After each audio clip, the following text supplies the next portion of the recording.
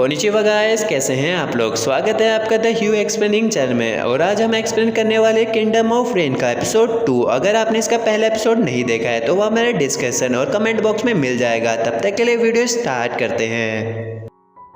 कहानी की शुरुआत में हमें एडोनिस को दिखाया जाता है जो कि आज़ाद हो चुका था और सबसे पहले वो अपनी जंजीरों को तोड़ देता है और उसके बाद वो एक ऑफिसर के ऊपर अटैक कर देता है और उसकी छड़ी लेके उसके गले में घुसा देता है। और ऐसे ही वो दूसरे ऑफिसर के पास जाकर उसके सर में वो स्टिक घुसा देता है और उसे मार देता है। और उसके बाद वो एक और ऑफिसर के पास जाकर उसी की गन लेके उसे मार देता है। और एडोनिस बड़े गुस्से से दरोगा की ओर देखता है और उसके पास जाकर उसके सर में भी गन रख देता है और उसे शूट कर देता है। पर हमें पता चलता है कि उसने उसे नहीं मारा होता बल्कि उसने उसकी जंजीर को तोड़ दिया होता है और ये करके वो वहां से चले जाता है। फिर हम लोग नेशनल सिक्योरिटी ब्यूरो के एग्जीक्यूटिव को देखते हैं जो कि एनएसबी का डायरेक्टर यामाटो होता है। और जब डायरेक्टर को पता चलता है कि एडोनिस जेल से भाग निकले हैं तो वह अपने एग्जीक्यूटिव से कहता है कि तुम्हें जाके उसे पकड़ना है और उसे मार देना है और तुम उस विच के लिए 5 क्लास लेवल से भी ज्यादा के वेपन इस्तेमाल कर सकते हो। लेकिन उस एग्जीक्यूटिव की हरकतें बहुत ज्यादा बच्चों जैसी होती है, जिस वजह से यामाटो की छोटी बहन यूकी जो कि एनएसबी की वाइस डायरेक्टर होती है वह काफी ज्यादा गुस्सा हो जाती है। इसलिए यूकी अपने भाई से कहती है कि एक दिन वो उसे मार देगी। लेकिन यामाटो अपनी बहन से कहता है कि वो जैसा है उसे वैसे ही रहने दो क्योंकि वो हमारे सिक्योरिटी ब्रांच का एक एग्जीक्यूटिव है। फिर हमें पता चलता है कि वो एग्जीक्यूटिव एक ह्यूमन साइबोर है, इसलिए मैं भी उसे साइबोर ही बुलाऊंगा। फिर हम लोग इंटरनेट कैंप को देखते हैं जहाँ पे हर तरफ लाशें बिछी होती है और एडोनिस अपने साथ अपना मैजिकल वेपन भी साथ ले गया होता है। इस वजह से इंचार्ज काफी ज्यादा घबराया हुआ लगता है। बाकी के सोल्जर उसे बताते हैं कि जो लड़की यहाँ पे आई थी वह आपका फोन लेके आई थी, जिसके बाद उसने आपकी आवाज की नकल करके सारे चैम्बर्स खोल दिए। लेकिन इंचार्ज को यह बात समझ नहीं आ रही होती है कि वो लड़की उसका फोन अनलॉक कैसे कर सकती है क्योंकि वो फोन तो मिलिट्री से जुड़ा हुआ था। और इसी के बाद हमें पता चलता है कि एडोनिस का 3rd लेवल एसएस है और वो यहाँ पे लंबे समय से कैदी बना हुआ था। और फिर हमें एडोनिस को दिखाया जाता है जो कि एक बड़ी सी बिल्डिंग के ऊपर बैठा होता है और अपनी मैजिक का इस्तेमाल करता है और सामने की तरफ गन रख के एक गोली चलाता है और उसके मैजिक की वजह से वो गोली इतनी ज्यादा बड़ी हो जाती है कि वो एक बड़ी सी बिल्डिंग के ऊपर घुस जाती है और वहाँ पे तबाही मचा देती है। और एडोनिस कहता है कि अब समय आ गया है इस दुनिया के इंसानों को मिटाने का। फिर हम उस साइबोर को देखते हैं जिसने वहाँ पे सारी विचेस को मार दिया होता है और साथ ही वो इंचार्ज को भी वहीं पे खत्म कर देती है। और हम लोग दरोगा का देखते हैं और दरोगा देखते हैं कि एडोनिस ने अपना खूनी खेल शुरू कर दिया है और चीज के लिए वो बहुत ज्यादा पछता रही होती है क्योंकि उसे लगता है कि ये सब उसी की वजह से हो रहा है क्योंकि वो एडोनिस को नहीं रोक पाई।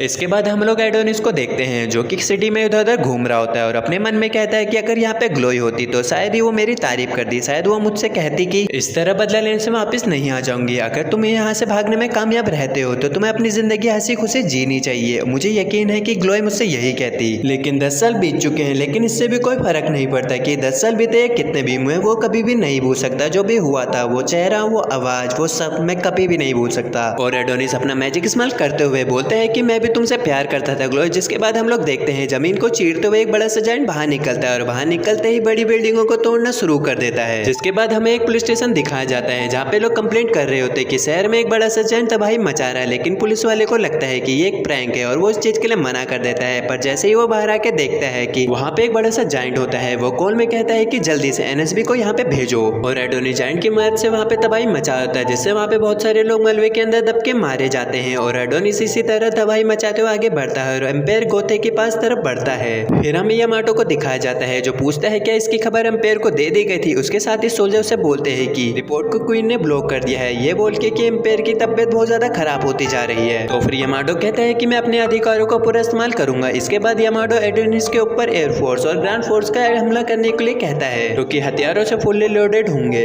यूकी यामाटो को बताती है कि कैंप के अंदर से एडोनिस अपना वेपन भी ले गया है। ये सुन के यामाटो अपने लोगों से पूछता है कि मैजिक को सप्रेस करने वाला डिवाइस के बारे में अभी क्या हुआ है। वह लोग बताते हैं कि वो डिवाइस तो अंडरग्राउंड स्टोरेज के अंदर रखा गया है लेकिन उन्हें इस बात का शक है कि वो 10 साल बाद भी वो सही से काम करेगा या नहीं। यामाटो अपनी छोटी बहन यूकी से कहता है कि अब इसकी जिम्मेदारी मैं तुम्हें देता हूँ। फिर हम लोग देखते हैं कि वहाँ पे बहुत सारे टैंक आ जाते हैं जो कि एडोनिस के जायंट के ऊपर हमला करने लगते हैं। लेकिन इसका कोई भी फायदा नहीं होता है क्योंकि एडोनिस के जायंट को एक भी निशाना नहीं लग रहा होता है। और एडोनिस अपनी जायंट का इस्तेमाल करके एक बिल्डिंग में पंच मारता है जिससे उसका मलबा जाके उन टैंक्स के ऊपर लगता है और वो टैंक्स पूरी तरह बर्बाद हो जाते हैं। हमें बताया जाता है कि एडोनिस के वो 10 साल मीनिंगलेस नहीं थे, उसके पास इतना समय था कि वो किसी भी बिना दिक्कत मिलकर के पूरे नेशन को खत्म करने के लिए एक अच्छी प्लानिंग अपने मन में कर सकता था। कोई ऐसा जो विच ना हो और उसे रिटर्न स्टाइल मैजिक सीखने के लिए मैजिक के सिस्टम और उसके अर्थ को मैथमेटिक स्टाइल में कन्वर्ट करके पढ़ना होगा, वह भी एक खास तरह के वेपन के साथ जो कि एडोनिस के पास है। और वैसे भी बिना किसी महान टीचर के इसे मास्टर नहीं किया जा सकता, लेकिन एडोनिस के पास पहले से ही ग्लोई थी और एडोनिस के लिए 10 साल पहले के लोग और अभी के लोग उन दोनों में कोई भी अंतर नहीं है, क्योंकि ग्लोई को उन लोगों ने अपने महान पर्पस के लिए मार दिया था। इसलिए एडोनिस के लिए ये इंसान मायने नहीं रहते हैं। और एडोनिस अपने मैजिक से वहाँ पे 2 बड़ी मशीन गन बना लेता है और नीचे भाग रहे लोगों के ऊपर फायर करना शुरू कर देता है। नीचे के लोग इधर उधर भाग रहे होते हैं पर एडोनिस उन्हें चुन चुन के मारता है और एडोनिस को ये सब करने में बहुत ज्यादा मजा आ रहा होता है और नीचे भाग रहे लोगों को मशीन गन से निपटा डालता है।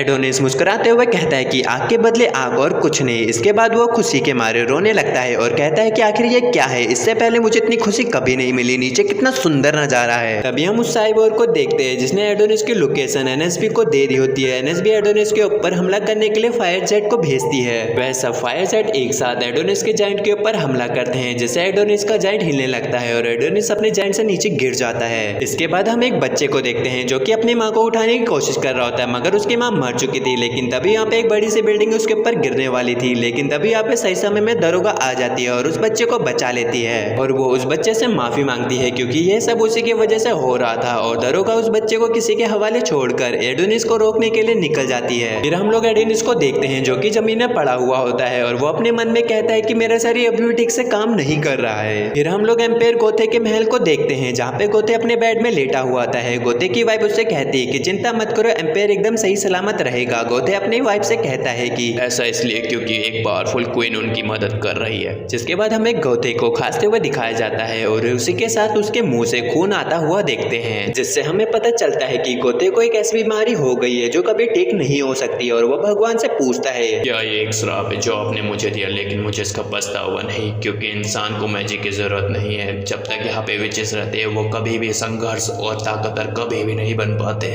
इसके बाद हमें एडोनिस को दिखाया जाता है जहाँ पे बहुत सारे सोल्जर्स पर हमला कर रहे होते हैं, लेकिन एडोनिस उन्हें एक ही बार में मार देता है। एक सोल्जर एडोनिस से कहता है कि हमें तुम्हें 10 साल पहले उसे विच के साथ मार देना चाहिए था। एडोनिस उसे कहता है कि काश तुम लोग मुझे उस दिन मार देते। और एडोनिस उस सोल्जर को मारता उससे पहले ही वहाँ पे दरोगा आ जाती है और दरोगा एडोनिस से कहती है कि तुमने इतने सारे लोगों को मार दिया है, क्या तुम अभी भी थके नहीं हो? मैं और ज्यादा मासूम लोगों को मरते हुए नहीं देख सकती हूँ। मासूम का नाम सुनते ही एडोनिस बहुत ज्यादा गुस्सा हो जाता है और उस आदमी को बहुत बेरहमी से मार देता है और दरोगा भी उससे बहुत ज्यादा डर जाती है। फिर एडोनिस दरोगा के पास आते हुए कहता है कि मैं इतना ज्यादा कंफ्यूज कैसे हो सकता हूँ, ये मासूम हो या ना हो पर ये इंसान है जो कि मेरे दुश्मन है। दरोगा एडोनिस से कहती है कि ग्लो तुम्हारे लिए जरूरी थी, तो फिर तुम ऐसा क्यों कर रहे हो? एडोनिस दरोगा का कॉलर पकड़ के कहता है कि अपने गंदे मुंह से उसका नाम मत लो, और वैसे भी तुम मेरे रास्ते में आ ही क्यों रही हो? तुम्हारी बातों से लगता है कि तुम भी उन इंसानों की तरह हो। इंसान हमेशा गंदे तरीके से लड़ाई करता है। अगर उस दिन उन्होंने उस डिवाइस का इस्तेमाल नहीं किया होता तो इंसान कब का खत्म हो चुके होते। दरोगा एडोनिस से कहते हैं कि तुम्हारा नाम एडोनिस है ना, जिसको एक महान विच ने अपने पैराशूटान को दिया था। जिसके बाद दरोगा एडोनिस से कहते हैं कि हम लोग अभी भी विच है और बचने के लिए उधर उधर भाग रहे, लेकिन एडोनिस ये सुन के और ज्यादा गुस्सा हो जाता है और दरोगा का गला पकड़ के कहता है कि अगर तुम लोग विच हो तो तुमने उस दिन ग्लोई को क्यों नहीं बचाया? दरोगा एडोनिस से माफी मांगते हुए कहते हैं कि हम सभी लोग भागने में काफी ज्यादा बिजी हो गए थे, लेकिन एडोनिस उस पर चिल्लाते हुए कहता है कि तुम्हारी माफी मांगने से ग्लोई वापस नहीं आ जाएगी। दरोगा एडोनिस से कहते हैं कि ग्लोई को वापस लाया जा सकता है, लेकिन एडोनिस दरोगा को नीचे पटकते हुए कहता है कि ग्लोई की और ज्यादा बेइज्जती करने की जरूरत नहीं है। जिसके बाद अपने मैजिक का इस्तेमाल करके एक स्वॉर्ड बना लेता है और दरोगा के गले में एक स्वॉर्ड रख के कहता है कि जो भी ग्लोई के बारे में कहेगा मैं उसे जान से मार दूंगा।